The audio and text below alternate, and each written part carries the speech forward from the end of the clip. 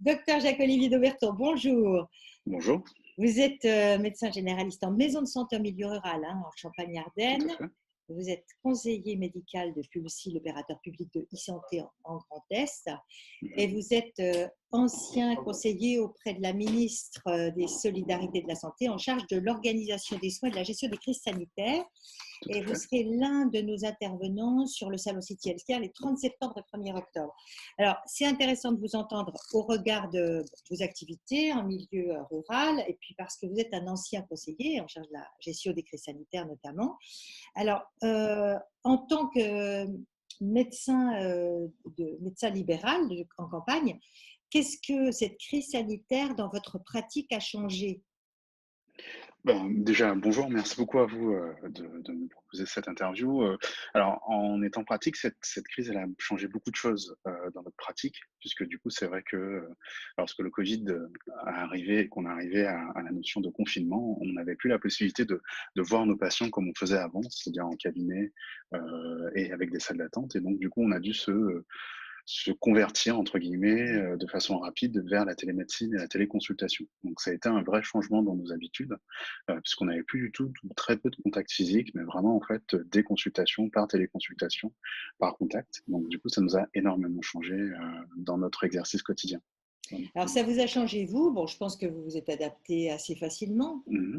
oui. Alors, c'est pas si simple que ça. En fait, Ah, la c'est ça. téléconsultation non, la téléconsultation, en fait, on avait lancé les choses, donc les choses avaient été lancées. Je crois qu'il y avait eu, le décret qui lançait la téléconsultation en 2018. Mais c'est vrai que du coup, on n'était pas rentré dans une phase de pratique et même moi, je dois le reconnaître, je n'avais pas, l'habitude de l'utiliser. Donc la téléconsultation le Covid nous a un peu forcé à changer un peu sur notre mode d'exercice. Et donc, ça a pas mal impacté nous et aussi les patients. Moi, je suis dans un milieu rural, donc c'est vrai que lorsque je parlais de téléconsultation à mes collègues ou à mes patients, c'était Oui. un peu compliqué. Et là, en fait, finalement, tout le monde est allé. Donc, c'était plutôt forcé, mais dans le bon sens. Dans le bon sens, oui. Côté patient aussi, finalement, ils ont accepté assez volontiers parce que ça venait de vous, c'est ça, non? Ouais, ça venait de nous. C'était la seule façon d'avoir du lien aussi, parce qu'on était en rural et les gens étaient un peu isolés. Donc, les professionnels de santé étaient un peu leur contact avec l'extérieur. Et c'est vrai que du coup, bah, tout le monde a eu un portable à ce moment-là. Et c'est vrai qu'on s'est rendu compte que les moyens techniques, le portable, téléphonique, en tout cas avec une caméra et juste un téléphone, permettait finalement de faire de la téléconsultation. Oui, vous répondez à une question que je ne vous ai pas posée, c'est justement qu'est-ce qui en a facilité l'usage? Mais en fait, d'après ce que vous semblez dire, bah, finalement, l'outil était familier, le téléphone, Mmh. donc du coup, et vous passiez par le téléphone. Hein, c'est Ouais, ça? oui, on est passé par le téléphone parce que c'est vrai que un des éléments qu'il y avait au début, c'était la Mm. téléconsultation par portable, Oui. avec un ordinateur, portable et pas tout le monde en a. Et donc c'est vrai que le portable téléphonique a permis énormément de choses en utilisant les outils comme, Facebook, il y avait Zoom entre guillemets, mais il y avait Skype et tout le reste. Donc du coup, on a utilisé Mm. ces outils et les patients WhatsApp, beaucoup, qui a Oui. énormément fonctionné et c'est vrai que du coup, on a pu utiliser ces outils. Mais ça a été aussi un des éléments, en lien, c'est qu'il n'y a pas eu que moi, c'est qu'il y a eu les infirmières et les infirmiers et les pharmaciens qui ont aussi énormément pris en compte ces outils pour en fait être en contact avec le médecin, puisque là, du coup, on ne pouvait plus se voir physiquement, on était obligé de communiquer par téléphone. Et ça permettait peut-être aussi d'être en lien, vous, entre professionnels également, quoi. C'est ça, autour du Oui, patient, en fin de compte, ça a cristallisé finalement tous ces professionnels autour du patient, non? Il n'y a pas un peu ça? il y a un peu ça, ouais, tout à fait, parce que c'est vrai que du coup, on se retrouvait avec des patients qui n'avaient pas forcément de téléphone portable, mais avec l'infirmière qui venait en visite. Mm. On s'organisait pour pouvoir l'appeler, pour être en contact avec elle. Lorsque le pharmacien avait besoin d'une information, on faisait souvent des réunions en fait de points sur les médicaments avec le pharmacien lorsqu'on était au cabinet en visioconf. Donc c'est vrai qu'en fait, on a pu énormément développer d'actions, d'activités entre professionnels de santé en coordination grâce à cet outil de téléconsulte et utiliser les outils technologiques. Donc là, on vient de parler du passé, hein, en fait, des 3 mois qui viennent de s'écouler, quoi, 3, 4 mois qui viennent de s'écouler.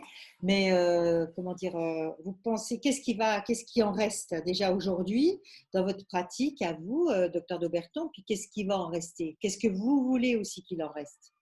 Bah, en pratique, déjà, je vois en fait que j'ai organisé mon emploi du temps différemment. Tous les patients chroniques qui étaient stables, tout ce qui avait une hypertension artérielle ou un diabète qui était régulier et qui était suivi par les infirmières ne viennent plus au cabinet. Il y a aussi beaucoup de jeunes professionnels de jeunes patients qui Mmh. finalement, en fait, travaillent et qui, au lieu de prendre une journée pour venir au cabinet, utilisent la téléconsultation. Donc ça, c'est un point Mmh. important. Et je pense qu'on va le garder. Je vais le garder pour par rapport à ces patients-là, pour organiser mieux leur plage horaire et mes plages horaires, pour accueillir, en fait, Mmh. finalement, prendre plus de temps pour les patients complexes. Oui, et puis peut-être que ça contribue aussi à comment? À leur permettre d'améliorer la santé parce qu'un contact Ouais, plus rapide, c'est moins ça. lourd, enfin et cetera, quoi. Moins Heu, compliqué, moins de déplacements.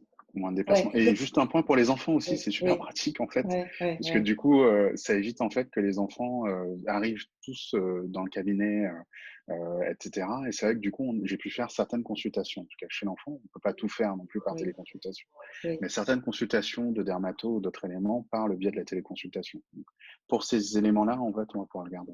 D'accord, donc vous allez garder une partie de votre activité en téléconsultation. Ouais, Ah, c'est tout à quand même fait. une petite révolution quand même malgré tout. Bah, D'accord. oui, je dois vous avouer on est d'accord, on est d'accord. Ça va nous changer pas mal, mais c'est vrai que du coup, on s'est rendu compte de vraiment l'utilité. Ce que vous disiez, c'est que les patients s'en sont rendus compte aussi. Ouais, Que les patients ont accepté ce nouvel outil, qui est un outil aussi qui nous change dans les relations qu'on a avec eux, puisqu'on est chez eux.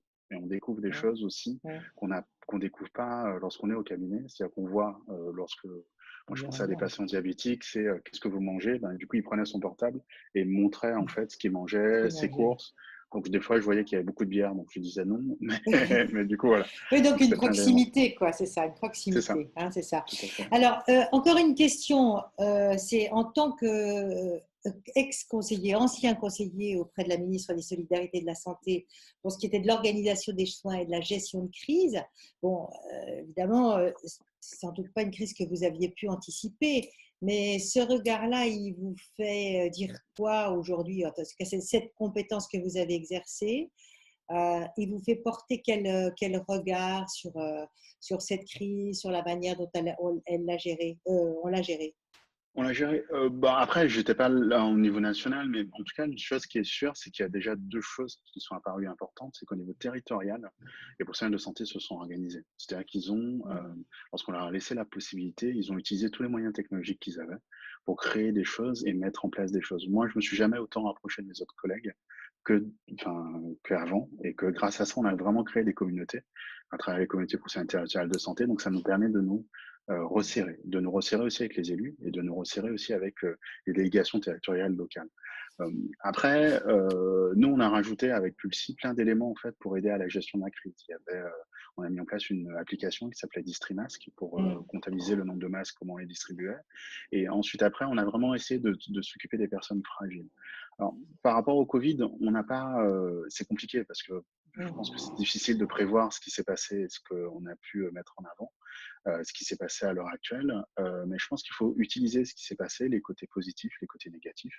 Le fait qu'avec l'hôpital, il y a eu quelques difficultés de lien dans la relation vie-l'hôpital avec le suivi des patients, le lien Mmh. avec les urgences, pour justement recréer en fait une véritable organisation des soins territoriales en s'appuyant sur les outils technologiques. Mmh. Nous, on a eu par exemple un outil de suivi qui s'appelait IFEN Covid, qui était en lien avec le CH de Vitry, qui nous permettait en fait finalement dès qu'un patient sortait d'hospitalisation ou sortait des urgences, d'être informé de ces éléments-là. Donc en fait, cette crise, même si elle a des côtés très durs avec des personnes qui sont Bien, décédées, elle a accéléré ouais, l'utilisation les outils. du numérique, des outils numériques dans notre pratique. Et je pense que c'est une des choses qu'il faut prendre en compte pour les prochaines crises. Oui, c'est ça, et les rendre plus performants, C'est plus ça. pertinents encore, mais oui, elle en a permis aussi l'accès parce que finalement, tout le Ouais, monde s'est rendu compte qu'au fond, que c'était ce qui était un intéressant. peu virtuel auparavant comme utilité, Ben, s'est on a une révélé. vraie ce que vous dites, c'est qu'il y a une vraie notion de concrètement ce que c'est. C'est-à-dire Mmh mh. concrètement, Mmh. comment en fait on utilise la téléconsultation en pratique. Vraiment comment on l'a fait, c'est pas un truc théorique. Comment on utilise l'intelligence artificielle avec des logiciels en fait qui permettaient de Mmh. faire des diagnostics à partir de questions simples. Comment en fait on suivait des patients avec des SMS envoyés régulièrement, ce qui nous améliorait le suivi. En fait, on a vraiment découvert en pratique ce que c'était l'application réelle du numérique dans la vie quotidienne, et vraiment en fait avec un bénéfice réel. Donc c'est ça que je retiendrai de cette crise. Après, il y a plein d'éléments qu'il va falloir, décortiquer après coup. Mmh, Je pense que mmh. ce sera intéressant de faire le point. Mais à l'heure actuelle, on se rend compte que le numérique, bah, la téléconsultation s'est développée, mais il n'y a pas eu que la téléconsultation, il y a eu le télésoin, il y a eu, l'utilisation des éléments par les pharmaciens avec Bien sûr. l'accompagnement et donc en fait, on a vraiment une base super intéressante et le plus important, c'est de laisser aussi aux professionnels de terrain la possibilité de créer leurs outils et ça aussi, c'est un autre élément. C'est je pense que c'était la première fois qu'on avait des outils numériques qui venaient pas de là-haut et qui descendaient, mais vraiment des outils du terrain qui sont Mmh, remontés, qui ont été mmh. construits et ça, c'est quelque chose aussi de nouveau et quelque chose qu'il faut appuyer. Parfait, à suivre Voilà. et à Bah, ouais, suivre, pourquoi pas, sur le salon City LSK, 30 oui, avec septembre, plaisir, 1er octobre. On vous avec plaisir. retrouvera, on vous écoutera aussi avec beaucoup Ouais. d'attention. Merci docteur de Berton, au revoir. Merci à vous en tout cas. Passez une bonne journée. Au revoir.